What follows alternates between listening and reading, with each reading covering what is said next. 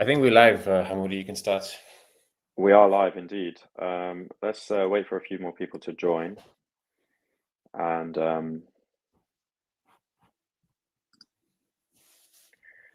okay, so welcome to Middle East Eye Live. Today we have a live show about the ceasefire agreement on Gaza between Israel and Hamas, which has been mostly pioneered and led by the US and President Donald Trump. Ceasefire was negotiated in Egypt, and it was agreed upon yesterday on Thursday, and Israel agreed to the plans very early this morning on Friday. We'll go through some of the details of the plans for the ceasefire agreement, which President Donald Trump is calling a comprehensive end to the Gaza war. And so far, what we've seen is a document that sets out some of the implementation steps for Trump's proposal.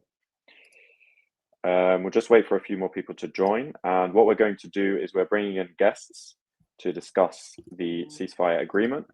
And we're also going to be answering questions in the comments, both on YouTube and on X, on Twitter, formerly known as Twitter. On YouTube, we have quite a few viewers, and X, we have quite a few viewers. Okay, so firstly, we'll go into some of the latest details of the ceasefire agreement, which was agreed upon by Israel and Hamas, both of the warring parties, and negotiated in Egypt by the US, Turkish intelligence, Qataris, and Egyptian mediators. Firstly, Israel will suspend the military operations, including aerial and artillery bombardment and targeting operations across Gaza. This went into action today. So there has been a ceasefire, complete cessation of hostilities. And then the next 72-hour period is going to be very important. Israel will, apparently, according to their document, suspend aerial surveillance over the areas which the Israeli army has withdrawn from. And one of the next steps is the withdrawal of the Israeli forces to an agreed upon line. But that agreed upon line still means that Israel is occupying and in control of 58% of the Gaza Strip, which is very, very significant. And it's mainly taken from the east side of Gaza, so on the opposite side to the coast of Gaza. As you can see, the footage that we've got displaying at the moment is Palestinians returning to North Gaza on the Shara al-Rashid in Arabic, which is the Rashid Street, which runs from southern Gaza all the way up to Gaza City and the north of Gaza. Of course, Gaza City being very important over the past few months of the genocide and Israel's war on Gaza, as Israel declared that it wants to completely occupy Gaza City. Gaza City had, I think, around a population of a few 100,000 people, almost a million, and it was the beating heart and would be the capital city of the Gaza Strip, but it's of course not a capital city. It's the beating heart of the Gaza Strip, and Israel declared that it wants to completely occupy Gaza City, which many saw as a very, very huge red line, and something that really kind of solidifies Israel's occupation of Gaza. After that, there'll be commencement of full entry of humanitarian aid and relief into Gaza once Israeli forces have withdrawn from most of the Strip. This would be the same amount that was delivered in the January 2025 ceasefire. So we're going back to some of the things that have already been agreed upon in the previous ceasefire, and Israel implemented and agreed upon for a bit, and then it broke that ceasefire in March 2025. And of course, since Israel broke that last ceasefire, Israel has killed over 13,000 Palestinians in Gaza and wounded over 50,000 other Palestinians, which is a lot. And then, so once Israeli forces have withdrawn from most of the Strip, they still will occupy 58% of the Gaza Strip. which means that Gaza and the Palestinians left in Gaza, approximately 2 million people, will be concentrated in a much smaller area than what was already a very densely populated strip of land. So, as I said, the next 72 hours are going to be very crucial for the ceasefire agreement.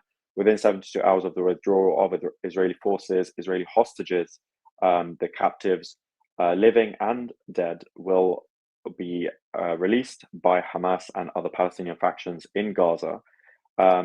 What's interesting, Ashfaq, what we can speak about with some of our guests, hopefully, is what the complete release of all of the Israeli captives will mean.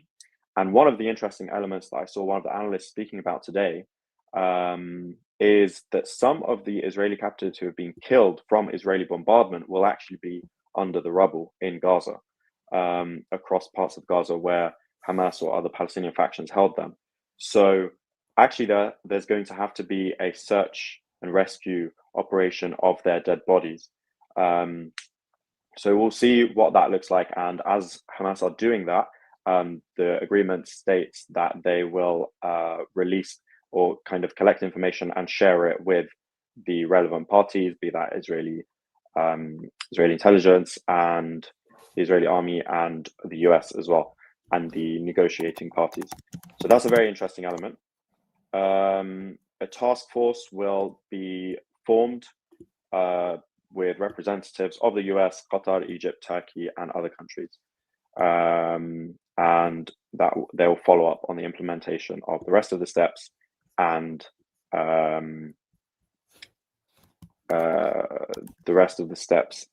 the next phases after phase one. Okay, so I think we're maybe ready to bring in one of our first guests. I hope that has outlined a lot of the important context of this deal. Of course, as I said, we will be speaking to our analysts, people on the ground in Gaza, and Ashfaq, you wanted to weigh in on a few things. Go for it. Hi, just first welcome to everyone as well. Thank you, Mohammed, for just telling us all about that. We're just looking at the scenes from earlier today of thousands of people returning back to Gaza City. What are we going to try to do for you? Mohammed just read out that entire the 7 sort of points that Middle East Eye has gotten aware of and a few other media outlets. We'll try to present that on our screens shortly, so that you can actually see it yourself and read through it. But yeah, I think we can start bringing on our first guest, who is Sean, who is our Sean US Matthews. correspondent. Sean, welcome to the show. Thanks for having me on, guys. Okay, Sean. So we've just seen in the past few hours of today the agreement that both Israel and Hamas have signed for a ceasefire deal, and the implementation of the next steps that, according to President Trump, who kind of pioneered and spearhead this ceasefire agreement, will be an end to the war.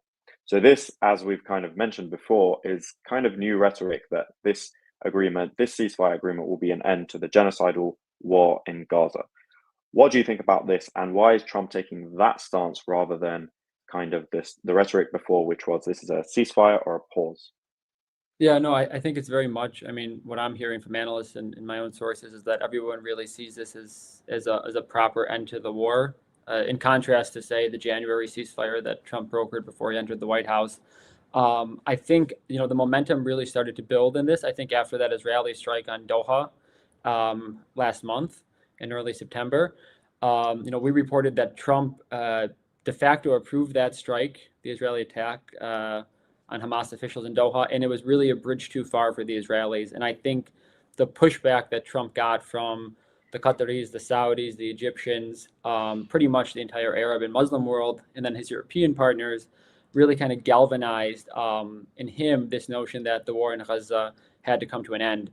Of course, there was that famous meeting on the sidelines of the UN General Assembly last month, also where Trump met the leaders of Arab and Muslim states, right? The Emir of Qatar, the leader of Indonesia, President Erdogan.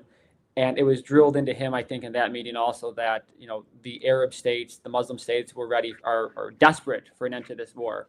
I think for Trump, also just looking at this personally through his legacy, Trump kind of ran as this peace candidate unfortunately for him, he hasn't been able to end the war in Ukraine. He's constantly said that, he thought that would be the easiest conflict that he could end. Hasn't gone his way. So I think for Trump right now, he sniffs a win for himself, to kind of portray himself as a peace candidate. His senior advisors are always saying that they want him nominated for the Nobel Peace Prize. He didn't get that today. Probably disappointed. But I think he sees a win here, and he's going to run with it. So I do think, and this is what I'm hearing from Arab diplomats that I speak with, from U.S. officials, that everyone really does see this as a kind of a permanent end to the war. I think we should, though, keep in mind that, other conflict zones, for example, around Israel's border where they have encroached on their neighbors, such as Lebanon and Syria, there's not a full-fledged war going on there, but, there are Israeli strikes in Lebanon, there are Israeli strikes in Syria. So, what this quote-unquote end to the war looks like, I think, remains to be seen in terms of whether, the Israelis will, continue to strike at will with lower intensity into Gaza. Yes. So are they really like the main factors that pushed Trump to do this deal now? I think it was that he kind of, there was a few rounds of negotiations, and Trump wasn't taking a front row approach to them. So I really think it was that. I think there was a lot of overreach with this Qatar strike, and I think that galvanized. I mean, the pushback from the Gulf states, I think it was pretty strong. And of course, they told him that all of this is stemming from Gaza. And I think that Trump, the other side of this also is, of course, domestic for Trump, which is that he was losing a lot of support within his own party over the war in Gaza, right? Especially among kind of younger conservatives who are very pro-mega. So there was pushback there. And again, Trump, he did campaign as a peace candidate, and he wants to wave a flag of a victory. He hasn't been able to do that in Ukraine, right? And that was the war that he said he thought he could end. So I think he sniffed an opportunity here, and he's an opportunist, and I think he's going to run with the ceasefire.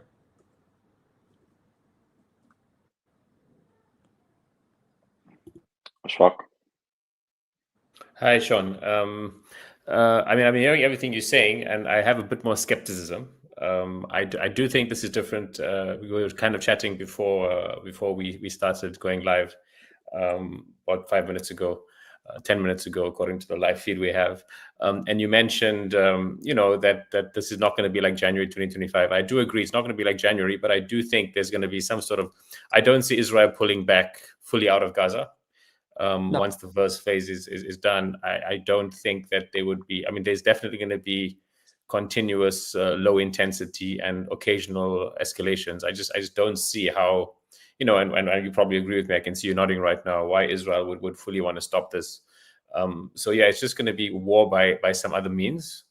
And I think Lebanon. That's I think Lebanon is a good example. I mean, like I said, if you look to how Israel has, they're still occupying Lebanon, right? And they're continuously striking Lebanon. So I think something like that is probably likely. But the high level, I mean, absolutely. But I mean, I think there's a few things at play. I think the one is there's not enough. Lebanon, even though Lebanon has been occupied by Israel for a while, it's not Gaza in the sense that the amount of destruction, obviously, that's been done in Gaza, the humanitarian destruction, the lack of infrastructure. So there's going to be a major need for a lot of aid, for a lot of everything else, which I think, Netanyahu and his government will continue to impede, continue to drip feed. There'll be continuous noise occasionally. And unlike Lebanon, I think there'll be regularly strikes. We'll see with strikes, unfortunately, with a lot more frequency where there are mass casualties. There may not be massive escalation that we've seen in the last 24 months. But whereas with Lebanon, there is a low intensity war that continues all the time. Gaza is probably going to be quite different, but hey, let's hope for the best. But I'm not as optimistic. But just what's your retort to that? No. I think you're right, and I think you're getting to something, especially in terms of the Israeli withdrawal, right? I mean, more than half of Gaza is still going to be occupied by Israel. This is kind of like the nitty-gritty details that the 20-point Trump plan really kind of left, unspoken. I think, like we were discussing earlier, the one, I think, caveat to all of this, which will be interesting to watch as we progress, especially after the exchange of captives, which I think is supposed to happen Monday or Tuesday, right, is the role of Turkey and the Arab states that are supposed to, come into Gaza as observers. There's this international stabilization force that, diplomats I speak with say is going to happen. President Erdogan came out and said that, Turkish observers are going to deploy to Gaza. So it will be interesting to see where, as these violations continue, and of course, I expect, still Israel to strike Gaza, but it'll be interesting to see where the Gulf states, where Turkey, potentially Indonesia and Pakistan, if they come into this as peacekeepers, what the dynamic is between them and Israel, and Trump kind of sitting above this ceasefire as the so-called chairman of the board of peace, right? Because he's kind of envisioned himself as the ultimate arbitrator of the ceasefire. So, in a sense, the Gaza has been internationalized now, or it intends to become internationalized in a way that we haven't seen in the last ever, really, right? So I think that will be telling to see how they deal with these violations, the Arab and Muslim states too.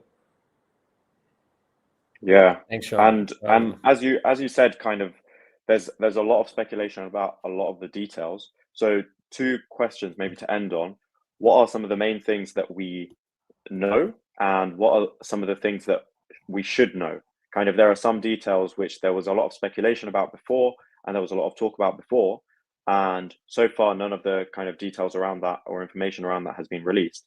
And then kind of what happened to all of these fantasy ideas that Trump had and even Kushner had, and then we saw Kushner part of the negotiations as well. So what are kind of some of the things missing?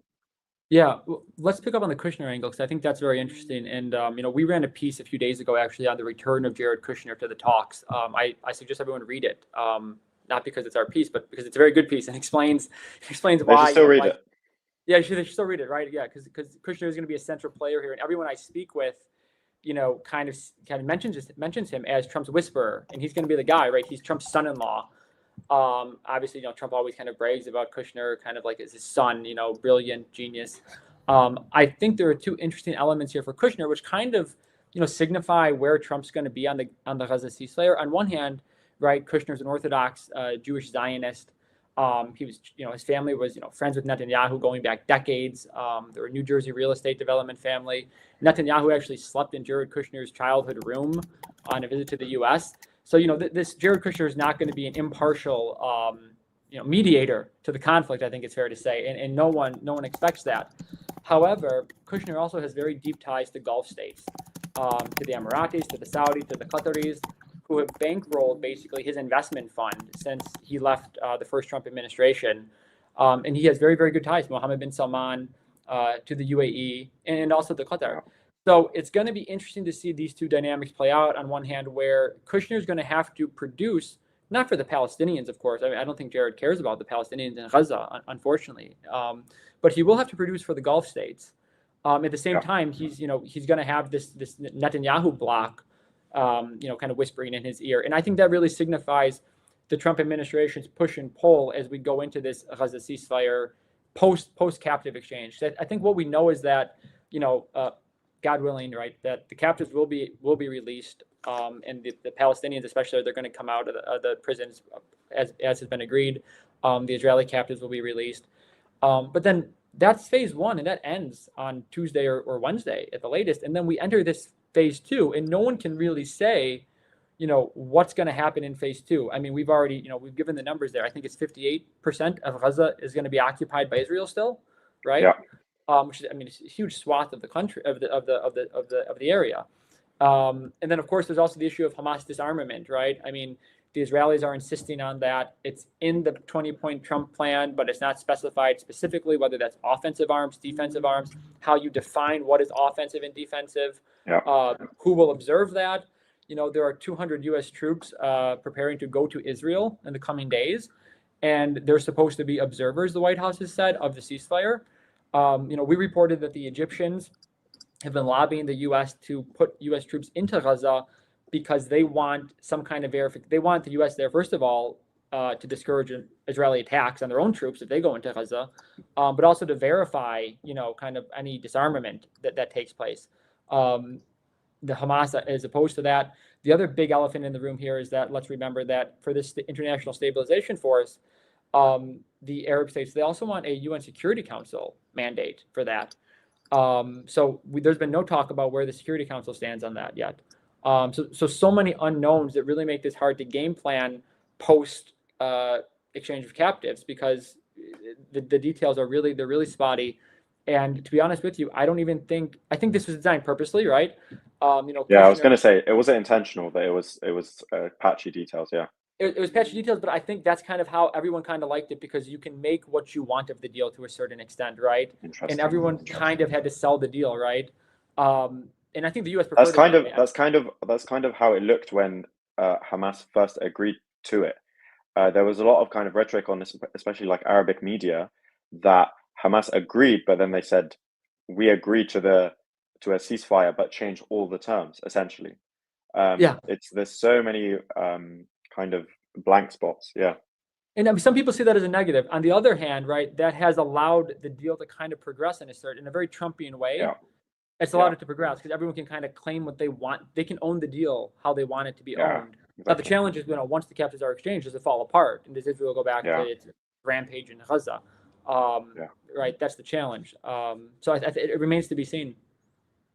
Indeed. Okay, thank you very much, Sean. We've got our next guest lined up. Sean, that was absolutely brilliant analysis, and I think we should get you on more often, to be honest. Thanks, guys. Thank you, Sean. Take care. Bye-bye. Okay, our next guest is Mariam Barghouti. Mariam, I think the studio is just loading her up. There we go. Mariam, hi, how are you? Welcome. Hi, it's nice to be here. It's good to see you, Mariam. Mariam, just first off, bitter, sweet, very bitter, very sweet moment. How do you feel right now? Very bitter. And it's great that at the bare minimum that the bombs stop on our people in Gaza, but it's such an emphasis on the injustice of the world and how it operates with this ceasefire, kind of very emblematic of that. So a lot of mixed feelings, some disappointment as well. Tell us more about that. I mean, obviously the bitterness, I think a lot of people see it and understand it. We've been following this for 24 months. It's hard to get our heads around just the devastation, and probably will be for a long time. But also, I personally am not very optimistic about the deal on the table. To a large extent, it was Hamas didn't really have much choices. It's more a case of how much can Israel put their foot on the pedal in terms of escalating violence, and they've done so much already. Just what's your sense on it? What's your take on it? I mean, the ceasefire is very emblematic of just the capacity of foreign powers to have a say in the fate of Palestinians. Even Hamas had acknowledged that this deal wouldn't have been possible had it not been for Donald Trump, which emphasizes the power that the United States has on Israel. And yet this was not enacted, and in fact has been used to embolden Israel. And then you look at parts of this ceasefire agreement, the part where Israel is stalling, for example, it going into effect in terms of negotiating which Palestinian detainees get to be released, reminding that thousands will still remain inside what is akin to torture chambers held by Israel. But then more than that is the ceasefire is calling and demanding that Palestinians be demilitarized. And the emphasis, again, is that Hamas doesn't have control of Gaza, while it's Israel, that's the regime that committed genocide. It is Israel that has misused and abused lethal weapons. And yet nothing was said about that. And again, the ceasefire emphasizes how the United States fully aligns with the interests of a regime that is committing crimes against humanity. So all of that together is really what prods kind of the disappointment in just the state of affairs of global governance structures. Now, Miriam, there was a ceasefire in January 2025, earlier this year, and the scenes of Palestinians returning to their homes then were very jubilant.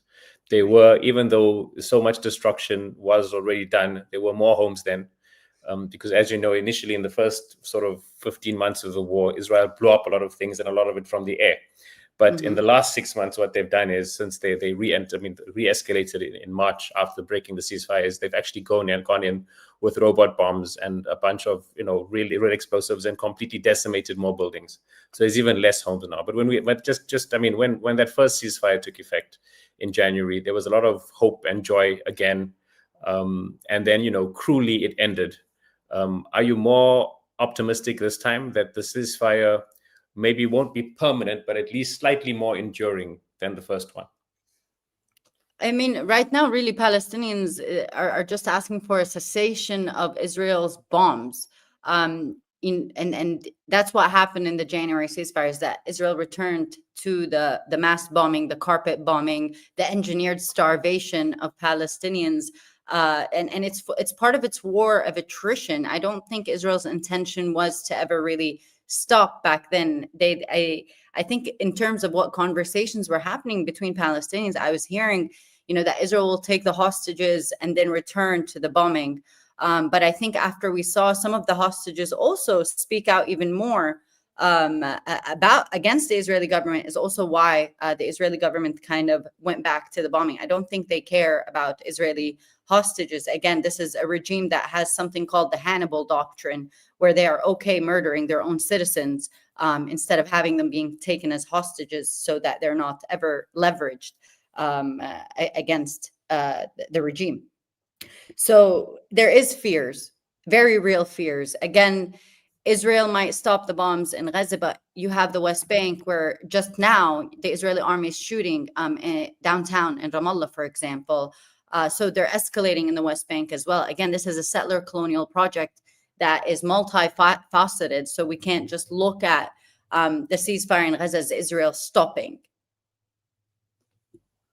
Miriam, you mentioned the West Bank. I was going to ask you more about the West Bank. Obviously, escalation has been going up there since October 7th as well. Escalation preceding October 7th in 2023 and 22 was probably more hectic in the West Bank than it was in Gaza. Gaza was obviously very hectic, very bad, always sort of sieged and strangled. But in terms of military operations and evacuations from homes, give us a sense. People watching our live stream, some of them will know quite a lot about this and some will not know that much. Just give us a sense of how Israel, not just in the last 2 years, but over the last 15 or 20 years, has turned the West Bank into, a really strange patchwork, almost like a leopard spots prison of existence, a prison and multiple prisons, unlike Gaza, which was one giant prison. Just give us a sense of how they did that and what that involved. Yes, so the Israeli government has been working on dividing up the West Bank. You need to remember Gaza is 365 kilometers squared. The West Bank is nearly 7,000. And for Israel's settler expansionist project, the West Bank poses as the prime prize for Israel. So what we have seen is an increase of Israeli militia groups, that is armed Israelis within illegal settlements in the West Bank, being increasingly armed, and they're attacking homes overnight. They are targeting primary pipelines that provide water for dozens of Palestinian towns and villages. So they're being very strategic in terms of cutting off Palestinians of life-sustaining resources. And again, the West Bank is like a prison. We saw Benjamin Netanyahu just 2 weeks ago closing down the Allenby Bridge. That is the only exit and entry for Palestinians between the West Bank to Jordan, to the outside world.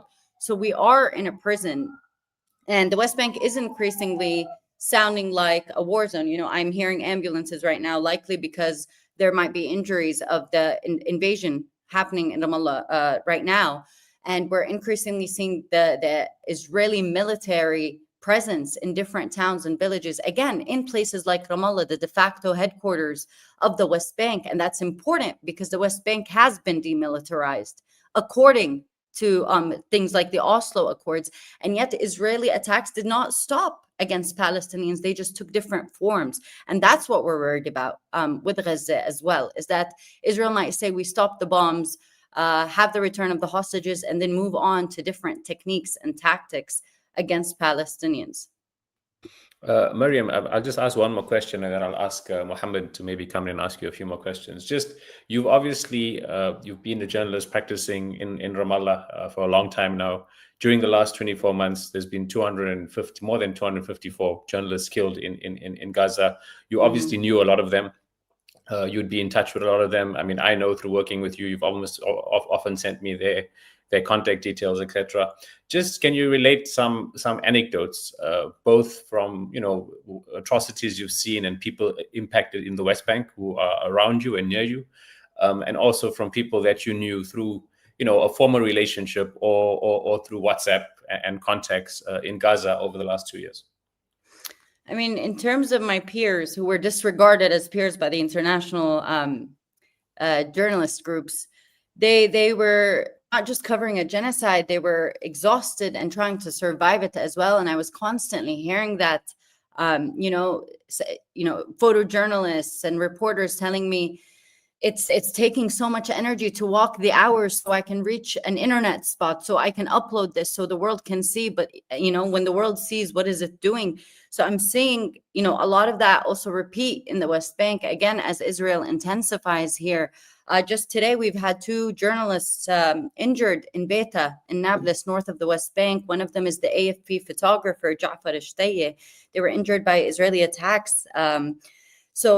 What I am seeing is, again, especially with the ceasefire, is that Israel is trying to control the coverage and manipulate the reality of what it includes and what it disincludes, what it means for justice and what it means for the world. Because part of Israeli interests, again, is that the world calms down in its demands to the end of these crimes. Israel needs that international acceptance to be recognized as a legitimate state. So part of the ceasefire, again, is controlling how it is seen and perceived. And right now it is seen as the state that is accepting and signing an agreement with its enemy, again, framing it like a conflict rather than emphasizing that Israel is not being demanded to demilitarize, notwithstanding the fact that it is the regime that has committed genocide in Gaza. I'll just come in with one more question, Mariam, if you don't mind. So that's a very good point about how Israel cares a lot about how it's perceived. So what does it kind of look like for the outside world and for the international community on what Israel has done and what it has achieved over the past 2 years? Of course, Israel had its stated war aims, but its actual aims for the war were very different. It wasn't just to release the hostages, to get rid of Hamas in Gaza, and to make sure that Gaza never poses a threat to Israel again. It was way more than that. It was a lot of clear plans stated by Israeli officials and the Israeli government themselves to occupy certain parts of Gaza, especially Gaza City, and then also at some points to completely restrict any food or aid getting into Gaza. So what does it look like Israel has done over the past 2 years? I think it's very clear for the world that Israel has committed heinous crimes in Gaza. Whether people are willing to say the word genocide or not, it is very clear that heinous crimes have been committed, crimes against humanity. And what Israel has done is, as you mentioned, officials have made genocidal statements very clearly. We want to flatten Gaza, we want to kill Palestinians, and we want to kill children as well, because these are potential terrorists. These are very explicit statements made. And so Israel focused on targeting a Palestinian capacity to not just survive, but to outgrow this war, right? They've targeted children. They helped the spread of diseases in Gaza, ensured life-sustaining capacity is close to in the negatives at this point, that even 400 aid trucks entering a day is ridiculous, because Gaza needed more than that even before the war. So what Israel has done is try to pacify Palestinians, right? Yeah. Again, Israel's colonial project did not begin nor end in Gaza. It is against all Palestinians, those in Palestine, in the West Bank, Gaza, Jerusalem, those with the Israeli citizenship, and those in imposed exile, the nearly 7 million Palestinian refugees in exile that Israel fears so much for them to return, despite it being a right enshrined in international law.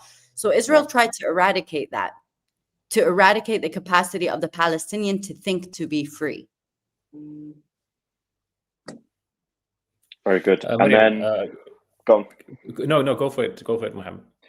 I just want to ask Mariam, what are your thoughts on Trump making this, making it very clear that he wants? I know you laugh whenever somebody mentions Trump, but why do you think he pushed for this and the branding of it as a permanent end to the war, not just a pause? Is it to kind of emphasize his strongman approach?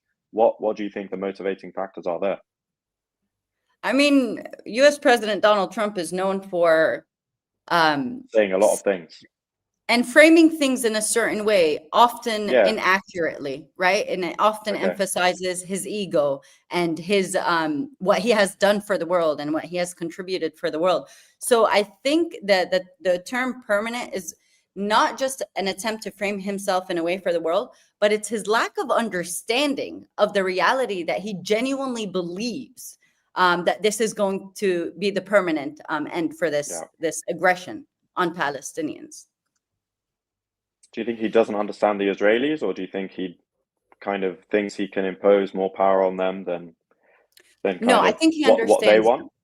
No. Okay. I think he understands Israelis. I think he very much aligns with the Israeli interests. I don't think he is capable of understanding the level of violence and abuse and exploitation that is happening because of the Israeli colonial state and this regime, very fascist regime. But again, it's because I don't think he understands how his policies domestically in the U.S. are negatively impacting people. Again, he sees them as grand, as great, rather than denying people access to education and healthcare and safety and protection. Mariam, thank you so much for your time and for joining us. We really appreciate it. We know you're very, very busy and you're dealing with a lot. So thank you. It's always appreciated and good to see you again. Yeah, thank Indeed. you for having me. Thank you, Mariam. you. You're always welcome on Middle East Eye. Thank you. Thank you. Take care. Bye. Okay. So I think next up we have Noor Al-Saka from MSF in Gaza. Hello, Noor. Noor, welcome. Can you hear us, Noor? Yeah, we can hear I you. cannot hear you. Can you hear me? Can you not hear us? We can hear you. We can hear you. Okay, I think Noor's not gonna. You have to select. Maybe you have to select. Okay, halas, the headphones are gone. But now No, we you can't can hear hear us you. now. Now we can't hear you. We can't hear you. We can't hear you. Okay, so I think you can. No, sorry. Yes. Yeah, we can hear you now. We Can can you hear you hear now. me Yes. now? And Noor, Yes. you can't blame this on the technology, the internet in Gaza. This was just your not understanding technology. Of course. I think every struggle we go through right now can be traced to Israel somehow. So I can indeed trace it back to Go for it. the Absolutely. living conditions in Gaza, for sure. Indeed. Okay, Noor, welcome to Middle East Eye. We've spoken to a few other guests about the plan or the agreement so far that has been labeled by Trump as an end to Israel's war on Gaza. We kind of, many of us hope that this will be an end to the genocide in Gaza. Of course, you've been in Gaza the whole time. Tell us what your feelings are, what you've kind of thought over the past couple of days about this deal. To be honest, we're welcoming the ceasefire because enough lives have been lost. I mean, it unfortunately does not mark the end of the horrendous suffering for the people in Gaza. The population is left, like Gazans are left to survive amidst the ruins of what once was their home, facing medical, psychological, and material needs. So what we're seeing is we're still gonna start to see the actual impact of this genocide once it's over. Yeah, we'll go into a lot of details about kind of what you think some of the main things people will focus on are and what the main priorities are after the ceasefire kind of takes place. But I wonder kind of,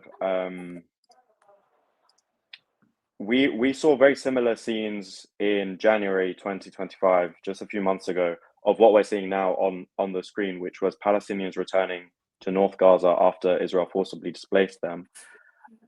We've spoken before about how emotional these scenes are and what it means to Palestinians to return to their homes after they've been forced out. Israel wanted to occupy Gaza City, and maybe this is another rejection of that. What do you think of that? What are kind of the views in Gaza about that? I mean, everyone is keen to return to their homes. I think this was what everyone was looking for, especially after the latest escalation on Gaza City. It left hundreds of thousands of people forced to transfer into the south, into horrific living conditions, without proper shelter, without access to basic humanitarian aid, without access to basic life necessities such as food and proper water and hygiene and access to healthcare. So it's been very difficult that people could not wait, could not spare a single minute, and have rushed to return back to the remains of their homes. The last military escalation in Gaza has forced so many out, including us, where we were forced to suspend activities due to its escalation. We've witnessed an unprecedented escalation in attacks and violence and ground invasion, that the tanks were as close as 1 kilometer away from our clinics. And that was very heartbreaking for us it was very outrageous for us to be forced out, especially when most of those left in the Strip have either had no choice but to stay, wanted to stay, or were the most vulnerable who could not afford to move into the south. So today it is heartwarming to see hundreds of thousands of people returning back to the remains of their homes, but now what is needed more than ever is an unimpeded escalation in the aid allowed into the Strip to offer a little bit of relief to the massive needs currently. No, I mean, I'm trying to paint for ourselves and for the audience just a bit of what your life has been like in the last 24 months, and maybe even what it was like before that. So currently, just to give us some context, you are in Gaza City in a clinic, right? I'm currently in the south in Deir al-Balah, Okay, Zawaida. and is this where you worked before Israel's retaliation October 7th, or have you now worked here subsequent to being moved around? What's it been like for you? Because obviously hospitals have been bombed, clinics have been bombed. You as a health worker have probably been, your life's been under threat. You've had to move around to a bunch of makeshift hospitals or what remains of hospitals. Just what's that been like, and what has that journey been like? Try to tell us as much as you can. And give us a sense of what's that been like. Well, I'll walk you through what it's been for me as a communication officer for MSF. I document, I share stories, I talk to a lot of patients and colleagues, and I've been rotating across our health facilities across the Strip.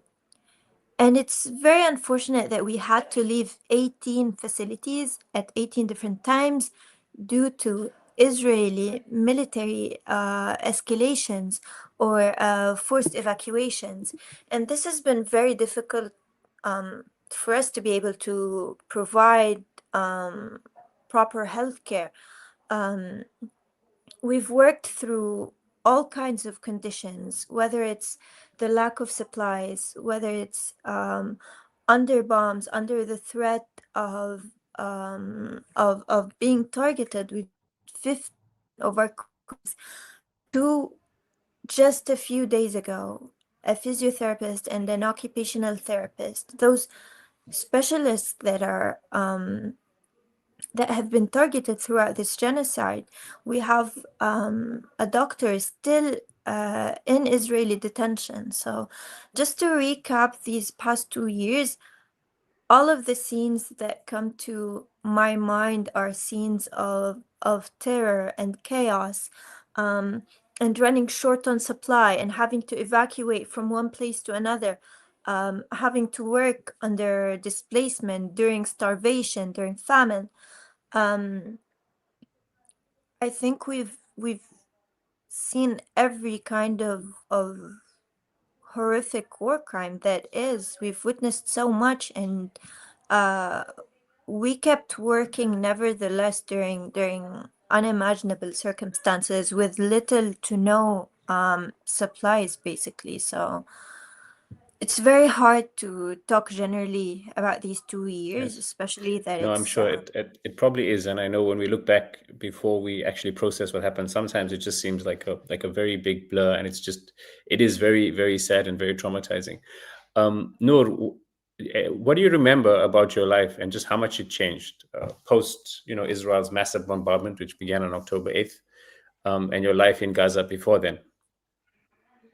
Well, life in Gaza before, it was not perfect. We had like 8 to 12 hours of electricity per day. We were living under siege, so there were so many restrictions to movements, to traveling, to what enters. Israel had control over the strip, basically, and now which allowed it to have control over so many resources that we have felt more deeply perhaps throughout this genocide, like their control over the water sources uh, in Gaza, allowing them to cut access to water whenever they can, restrict it many times, allow it in certain places, meaning they've weaponized water, they've weaponized food. So it's very easy to think about life in Gaza before the 7th of October as something beautiful, because it's very different than the terror we've lived through in the last 2 years, but it was not perfect. And these 2 years marked one of the worst things Gaza has been through. I mean, it's One of the it's worst no things I debate, it's think. a genocide, right? Yeah, one of the worst things I think our generation has witnessed, and maybe most generations. Um, yeah, sorry to cut you off there, Noor. No, no, not at all. I want to ask Noor, kind of, go for it, Hamoudi. let me just a lot of people speak about kind of like Gaza's resilience, and how the people of Gaza are some of the strongest people that we've seen uh around at the moment. I don't know about ever, but what do you think when people say that, and Israel kind of intentionally try to break that society and break the fabric of that society? Like, as we see these people now, they're trying to make their ways back to the north of Gaza, despite a lot of people going back to rubble. Um, and people say this is kind of like a very emotional day. It's very bittersweet. So tell us kind of what you feel when people say that about Gaza's resilience. To be honest, it is such a complicated discussion talking about resilience, because it is both a strength, but it's something I feel that's been used against Palestinians to force them to endure things that no human being should endure under the excuse of resilience. They are resilient. They can uh, go months starving. They are resilient. We can wipe up their entire homes and they'll still be there. I mean, there have been so many horrors inflicted on Palestinians without people blinking, even under the excuse of resilience. So it's something that we've been forced into, not something that we chose. We had no choice but to return, because the rest of the world rejects us. We've no choice but to go back to our homes. There's no space left. I mean, in the last period, we were crammed into less than 13% of the strip. And I feel like every single aspect of this genocide we can talk about for hours. But just the space alone, it is it's incomprehensible, you know, how crowded it's been, how much we've been crammed, like extended families living in small tents, with barely any access to anything, you know. So it's been very dehumanizing. And This and term they're forced resilient. to, yeah, it is, because it's kind of like no matter what they're thrown, what's thrown at Gaza, people are expected to kind of withstand it and stand up to it. Endure But at the it. end of the day, yeah, endure it. But at the end of the day, everyone's all human beings, and there's only so much people can endure.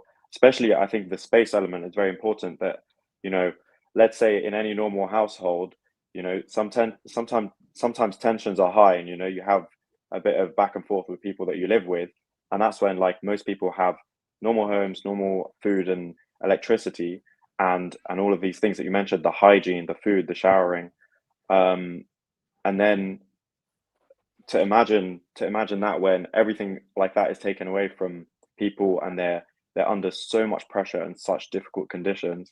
um yeah, it's a lot of dehumanization. Noor, um sorry, Hamudi, are you finished?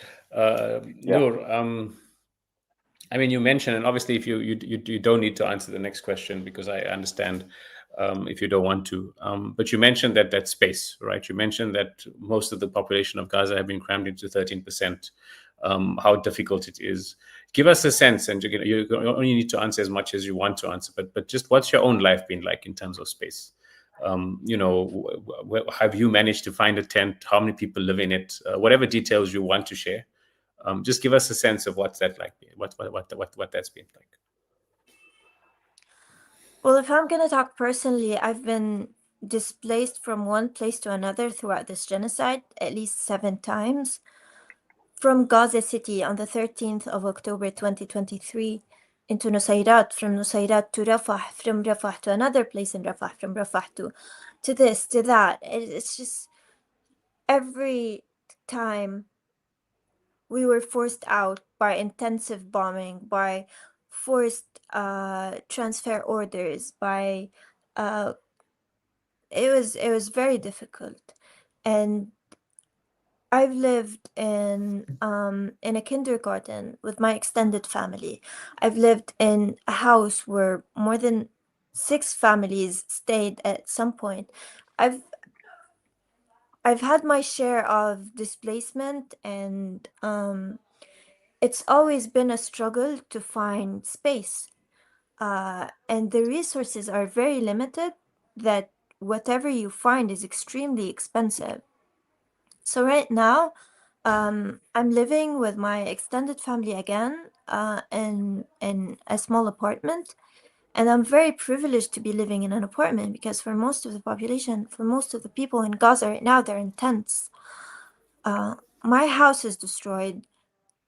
Every single person in my family's house has been bombed by Israeli forces, has been destroyed somehow by Israeli forces. So there's not many options left. So you're forced to live with so many people. I mean, privacy has become a luxury right now.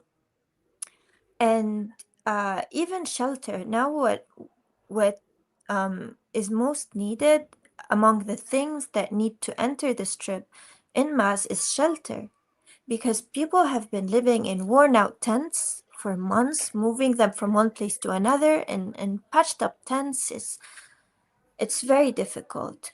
If I'm gonna talk about one aspect only, at some point I've had to live with like 30 individuals, where we had like one bathroom, and I keep thinking about how difficult that was throughout displacement.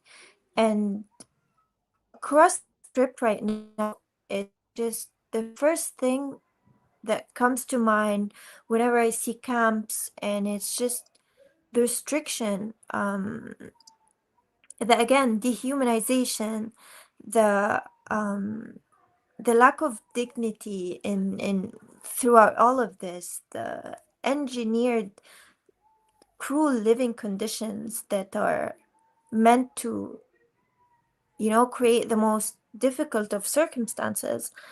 That's what we've been living throughout this genocide. No, just when you look ahead, most of us, I mean, I'm sure most of us looking from outside Gaza are hoping that the ceasefire can endure for as long as it can. We hope that people can somehow find enough aid. Aid itself is so dehumanizing. The fact that now all of Gaza is reliant on aid, that there's no agency anymore, that Israel has basically destroyed any agency to allow the people of Gaza to basically be able to pick up for themselves, at least initially. But when you look towards the future, what are you hopeful for, and what are you hoping for? But also, what do you think realistically will be obtainable? Well, honestly, what I'm hoping for is exactly as you mentioned, for Palestinians to regain their sense of agency, for them to decide what they want to do and how they want to live, and for them to have control and agency over their land. I mean, unfortunately, throughout the Strip, farmers have not been able to farm. Fishermen have not been able to go and fish because they've been banned. They get shot at, they get detained, and farmers get shot at. So it's just been very difficult for people to be independent, and this has been very intentional. So yeah, all I wish for is that people are allowed to get back on their feet and reclaim what's theirs, right? Noor, thank you I for have joining us. Hamoudi, have I you have got one last question for I have Noor? Yeah. one last question, Noor, if your time permits. I'm Do you have sorry, time? what? Do you have time? Yeah, of course. Okay. I kind of want to. I'm not sure if you're okay to speak about this, but kind of the governance of Gaza has been a very important point of discussion. Of course, Hamas is the governing authority in Gaza, but then you have the outside force, outside kind of actors, Trump, and a lot of these kind of politicians speaking about we're going to put an outside governing body to govern Gaza. What do people in Gaza make of this? And Gaza is to say the least, a very sophisticated place. It's not easy to govern. It's under blockade, and now the genocide has destroyed most of the infrastructure in Gaza. Governing Gaza is probably one of the most difficult jobs for any governing party or force. What is the view in Gaza towards that?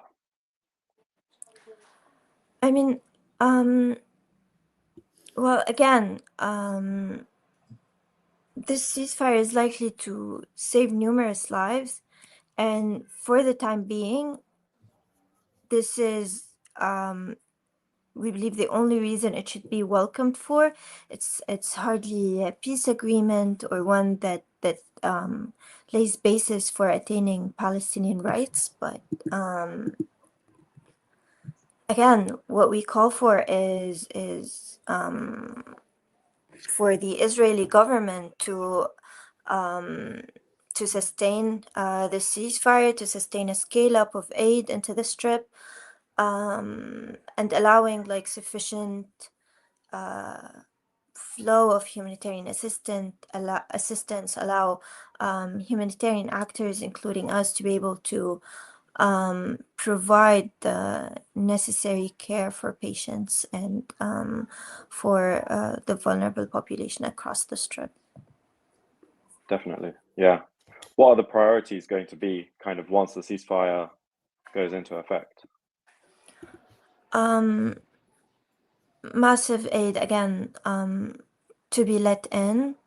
At the same time, authorizing medical evacuations patients need, especially of urgent care. I think this has not been talked about enough. More than 15,000 people are registered for medical evacuations. And it's very important to keep calling on Israeli authorities to allow them out, and on governments to accept in more patients based on medical care, not any other kind of restrictions that are imposed on them. So yeah, we hope to see a lot of aid, medical aid, humanitarian aid allowed in at scale, and for, of course, the medevacs to be pushed out. Definitely. Noor, Okay. thank you very much That's for fine. your time. Yep. No, I'm good. Thank you so much. Noor, thank you very much for your time. And we hope everything for the best for you and your family, and for the people of Gaza. Thank you so much. Thank you, Noor. Thank you, Thank Noor. you. Take care. Bye-bye. Okay, I think that leaves us. So should we give a recap to our viewers? Yes, you can do so, Hamoudi. Definitely. Thank you.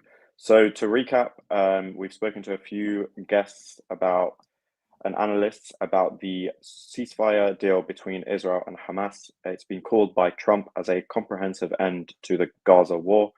It was negotiated in Egypt, and the negotiating parties were Egyptian intelligence, Qatari officials, and Turkish intelligence, and the US. And Hamas agreed to the agreement first, agreed to the deal first, and then Israel approved the deal once it passed through the government today. There are many phases of the deal. Currently, we're in the first phase, with a few points. Some of the first points was a complete an Israeli withdrawal from most of the Gaza Strip, but the line that's been drawn dictates that Israel will still be in control of 50% of the Gaza Strip. During the next 72-hour period, aerial surveillance will be suspended by Israel, and Hamas and other Palestinian factions will release all remaining Israeli captives, and that's including alive ones and those who are dead. That will entail a search and rescue operation for some of the bodies of the dead captives, and Hamas and other Palestinian groups will share the intelligence of the findings with the US and the Israeli government and the Israeli army. As we said, Israel will still be occupying 58% of the Gaza Strip, which has been seen as very, very restrictive on where Palestinians can return to. The footage that we have on our screens today shows you the return of hundreds of thousands of Palestinians to the north of Gaza. This kind of has been seen very positively across the world as a rejection of Israel's plan to occupy Gaza City, which is the biggest municipality in Gaza. And a task force will be formed of representatives from the US, Qatar, Egypt, and Turkey, and other countries that have agreed upon the deal to follow up on the implementation with the two sides and coordinate with them. So far, this is phase one of the deal, the last ceasefire deal. Israel broke the agreement after phase one and didn't continue to phase two of the agreement. So we'll see what happens with this one. Thank you very much for joining us, and Thank you, everyone. keep following Middle East Eye for coverage of the latest. Thank you.